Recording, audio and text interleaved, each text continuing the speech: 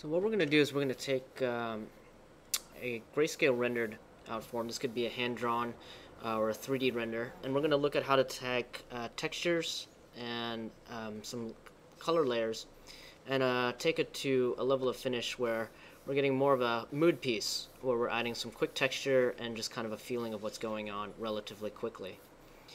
So let's start with this original render from Maya here. And what we're going to do is we're just going to maybe throw a curves adjustment onto this layer. This curves adjustment will just allow me to adjust my contrast and values here. Now what I'm going to start with is just finding different kinds of photographs, concrete, different kinds of wood textures, things that I might be using in my scene, and just collect them all. And what I've done here is I've just kind of started to scale and distort these textures so that they can apply to the walls and the floors within my particular scene. So here's just a simple wood texture, and then a texture here which I'm going to apply to kind of dirty up the surface. Now to get these to blend with the layers underneath, we're going to take their blending modes and change them to multiply or overlay. Now there's different kinds of blending modes you can use to composite the different layers down below. I'm just going to use the multiply blending mode to kind of get it in. Now what multiply is doing is keeping all the dark values and making all the lighter values transparent. So in this particular case, I want to have more of the original image show through. So I'm going to throw a curves adjustment, so I can go to layer, new adjustment layer, and create a curves adjustment. I'm going to create a clipping mask which allows me to have this adjustment layer only affect this particular layer. And I'm going to adjust the levels until I can get that texture to blend in a little bit better.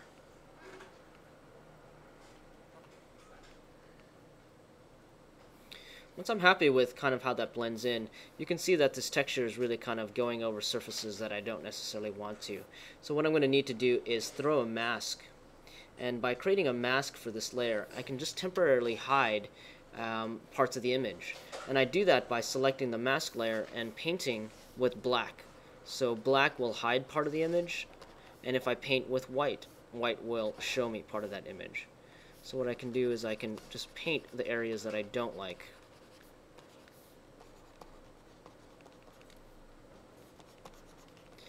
Now what's nice about this process, it's relatively quick. We're not looking for absolute detail. Again, we're just looking for trying to establish a certain kind of mood and a kind of feel, and quickly see if this would be something well worth to kind of pursue as a finished illustration or something that we might kind of do in 3D. So I think that's looking pretty good for this texture right there. So you can see how that's already started to integrate into the walls and get some different kind of texture. So let's kind of continue working out with that. So I'll do the same thing to the floor. I'll select the floor. Right now there's some color information, so change it to multiply. It kind of gets onto the floor. This time, instead of going up to layer, new adjustment layer, and applying a curves, I can use a shortcut key by holding the Alt key and selecting my curves adjustment from my palette menu, and that way I can use the clipping mask directly right there. So again, I'm going to adjust my levels so that I can kind of get a better blend of that texture, and you can see how instantly the use of textures can kind of just get your scene kind of looking pretty good pretty quickly. So again, to kind of mask out some of the areas, I'm just going to create a mask on the layer of the floor and then just paint out some of the texture that I don't need. Now if you're starting to get too soft to bleed, you can just use the X key to swap your colors to kind of bring back.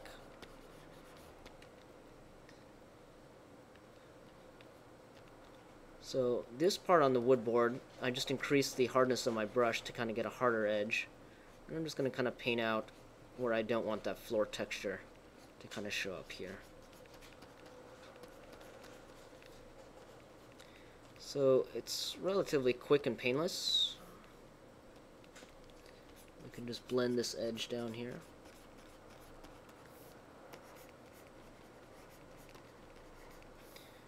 That's looking pretty good for right now. Let's clean up with the harder edge. some of what's going on in here. And then I'll move on to the next step. So this is a process where I might kind of keep coming back to some of these layers once I start to get all of them set together. But for right now, I think we're doing a pretty good job with kind of getting them to fit. So let's move on to the stairs. Here I'm just looking for a general kind of wood grain kind of texture. So again, I'll set this to multiply. I'll go in and I'll throw a curves adjustment, and I'll adjust its levels. Because I have a little bit of color now, this is also starting to colorize my image, which is also giving me a good kind of start. Now another way to set a mask is to just make a selection here really quickly.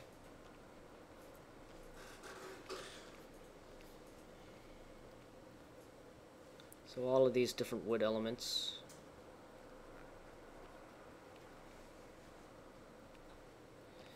And once I have that,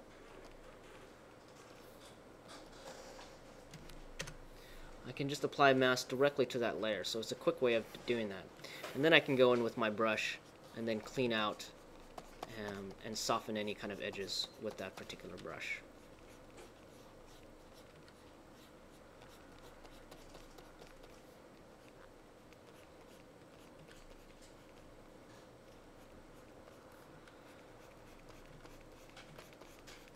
Now this is a process where you can layer many textures on top of each other. You can be more careful to make selections, but right now I'm just kind of looking for textural information. I'm not too worried about the colors. I'm not too worried about all of the edges being perfect. I just want to kind of get, again, a mood and a feel to this. And you can see here how the original texture, where it did look like I'm seeing a lot of these lines and grains, they do affect part of the image down here as I'm starting to get through. And that's where I can be a little bit more careful. But for right now, I think it's okay. I'm really just kind of getting it to get some color, a little bit of texture grain, and I think for what we're doing, it should work just fine.